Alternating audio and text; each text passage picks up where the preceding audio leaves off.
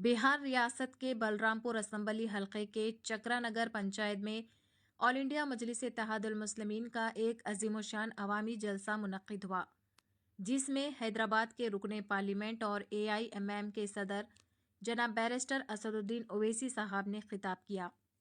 इस मौके पर AIMM के MLA उम्मीदवार आदिल हसन आज़ाद, साबिक कॉरपोरेटर शिवरामपल्ली जनाब Habib Jain Arif, AIMM primary unit के सदर महमूद नगर हसन नगर मोहम्मद जहांगीर, शमा कॉलोनी के सदर बाबा खान, मोहम्मद सोहेल, मोहम्मद आकिब साहब, मोहम्मद अहमद के अलावा रियासतों उत्तर प्रदेश, महाराष्ट्र, कर्नाटक और झारखंड से आए हुए मेहमानाने खुसूसी भी मौजूद थे।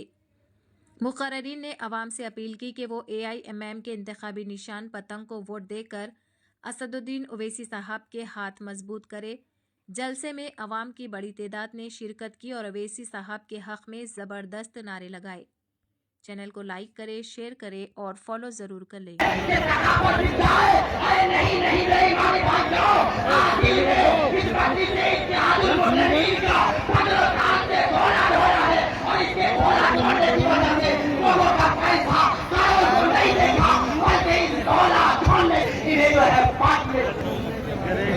मेरे भाइयों, मैं ध्यान करूंगा कि आज बात जो है अल्हम्दुलिल्लाह इंशाअल्लाह रहमान जरूर जनाब जो है जो है आज हजरत को भारी से भारी वोटों से कामयाब बनाएंगे। इनकलाब जिंदाबाद, इनकलाब जिंदाबाद, MIM जिंदाबाद। हमारे अभी कई मेहमान निज़ाम मौजूद हैं। माशाल्लाह बड़ा अच्छा खिताब हुआ, लेकिन वक्त का लिहाज रखा जाए।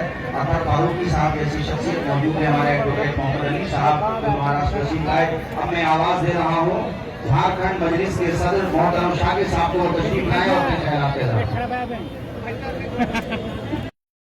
मेरा रास्ता, लेकिन मैं जिधर रोशनी जाएगी उधर जाऊंगा।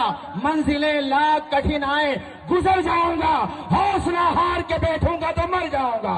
जो एकदम बदतर होता है उसके लिए कॉन्स्टिट्यूशन में अलग से प्रावधान होता है। सीमांचल के लिए कोई प्लेटफॉर्म नहीं है, कोई ऐसा नहीं है जिसके लिए असदुद्दीन ओवैसी साहब ने एक प्राइवेट मेंबर्स बिल लाने की कोशिश की। और सुनिए, गोरखा टेरिटोरियल एडमिनिस्ट्रेशन के लिए स्पेशल प्रोविजन है। 5th शेड्यूल जितने में हमारे ट्राइबल भाई हैं उनके लिए 5th शेड्यूल में स्पेशल प्रोविजन है। ऑटोनोमस डिस्ट्रिक्ट काउंसिल है 6th शेड्यूल में, कुछ भी नहीं है सीमांचल के लिए। मणिपुर में हिल काउंसिल है, वो इतनी काउंसिल है कॉन्स्टिट्यूशन में, ऑर्डिनरी लॉ में हर जगह प्रावधान है।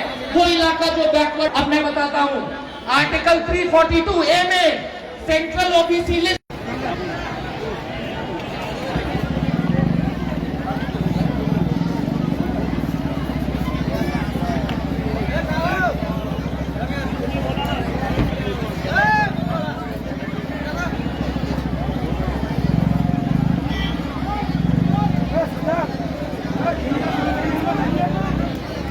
भाई लाइट भी चालू कर दो बोलो।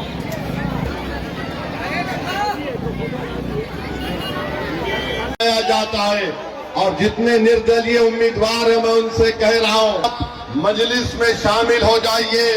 ये लड़ाई सीमांचल के मान सम्मान की मजलिस इत्तेहादुल मुस्लिमीन लड़ रही है। इंसाफ की लड़ाई मजलिस इत्तेहादुल मुस्लिमीन लड़ रही है। हम सीमांचल को इंसाफ दिलाकर रहेंगे इंशाअल्लाह ताला। और मैं बलरामपुर की जनता को, चौगाघाट की जनता को बताना चाह रहा हूं कि जब पारा कानून लाया गया तो यहां के सांसद जनाब तारिक अनवर साहब ने मीडिया को कहा कि मुझे इस कानून से कोई मतलब नहीं है। उन्होंने कहा था कानून से कोई मतलब नहीं है। वो कानून जिसको नरेंद्र मोदी ने कानून काला कानून बनाया जो भारत के खिलाफ है, ऐसा कानून मोदी ने बनाया। अकेला भी चला था जानी मंजिल, मगर लोग आते गए और कारवां बनता गया। मेरे भाई इसी में मिलत की तरक्की हो, सीमांचल को अवाम को अपना हक दिलाए, सीमांचल के अवाम को अपना हक की लड़ाई लड़ने यहाँ सिखाने के लिए यहाँ आए हुए हैं।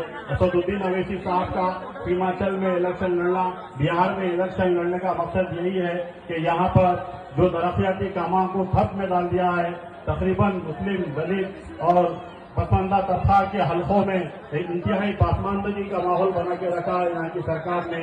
ये इसका हक दिलाने के लिए असदुद्दीन अवैसी साहब ने यहाँ पर इलेक्शन लड़ने का मन बनाया है। आप जानते हैं 11 तारीख के दिन 5 नंबर पर पतंग का निशान है, उसको वोट देकर भारी अक्सर से कामयाब करे। आप देखिए मेरे भाई आदिल हसन 2015 से बलरामपुर हल्के में कंटिन्यू मेहनत करते आ रहे हैं। बारसिंह में हमने लाइट के मसले पे पूछा तो हम पे गोली चलाई गई। कोई यहाँ पर बलरामपुर हल्के में पिछले 20 साल से जो उम्मीदवार है कोई काम कराया नहीं अभी तक। हमारी माँ और बहनों के पेंशन के लिए भ्रष्टाचार होता है। मैं आपसे वादा कर रहा हूं कि इंशाअल्लाह ताला यहां से आप आदिल हसन को अपना नया विधायक बनाएंगे तो इंशाअल्लाह ताला भ्रष्टाचार का खात्मा होगा और भ्रष्टाचार यहां से खत्म किया जाएगा। मजलिस-ए-इत्तेहादुल मुस्लिमीन के मुखालिफिन ये कहते हैं कि आदिल हसन साहब यहां पर नहीं रहते हैं। मैं चोकरा घाट और बलरामपुर की जनता को और आबाद घाट की जनता को ये बता रहा हूं